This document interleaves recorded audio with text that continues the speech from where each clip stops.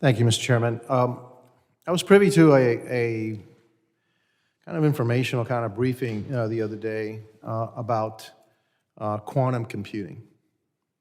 And the CCP is engaged in a Manhattan project level effort to develop quantum computing.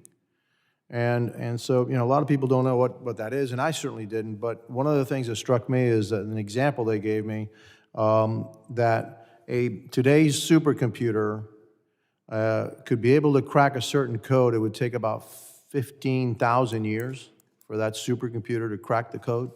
A quantum computer can do it in 30 seconds. So, and the CCP is actually kind of laser focused on developing quantum computers that will crack codes. So if that's the case, is any IT system safe? Mr. Lee? Yeah, thank you, sir, for the question. So I think this is absolutely the right question to start thinking about where the state is going. But when you look at the current state of our infrastructure, most of these water facilities, as an example, lack a firewall. So we talk about quantum computing and AI and similar, and you could just log into the system and change the water levels. So it's appropriate to think long-term about that, but it's not actually the problem that we face today. And moreover, you absolutely can always do defense. It's just we have to actually start investing in it. Yeah, but wouldn't defense be the only defense at the end when you're facing quantum computers, can crack any code, can get into any system?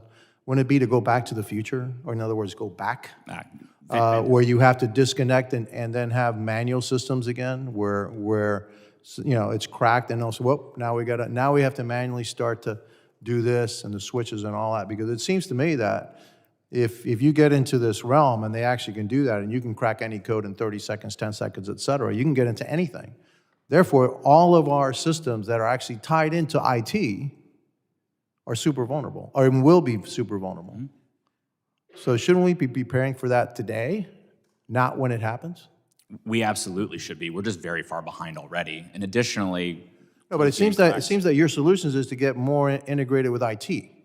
Oh, I'm more advocating the fact that the horse is out of the barn. Like, we are not going back to manual operations or disconnecting. It sounds great, but you can't operate a digital system that way at scale. Well, that's the problem. You're in a digital system. So you're leading to inevitable failure, inevitable defeat.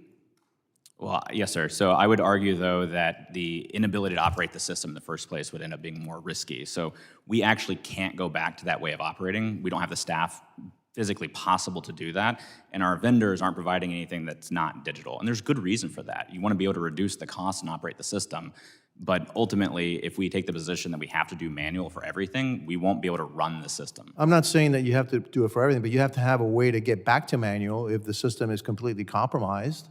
So you're saying, okay, that's it, we're done. All right, so the quantum computers are here, everything's boop, we can be compromised, they can shut us down anytime they want, and so we're done because we can't go back to a manual system. I would actually argue that you're going to lose the battle of trying to prevent everything. But when you put humans in the loop to start doing detection, response, recovery, you can win, and we've shown that over and over again. How? If you're all dependent on IT? So as you're dependent on a digital world, and that digital world can be compromised at any time. How are you going to win that battle?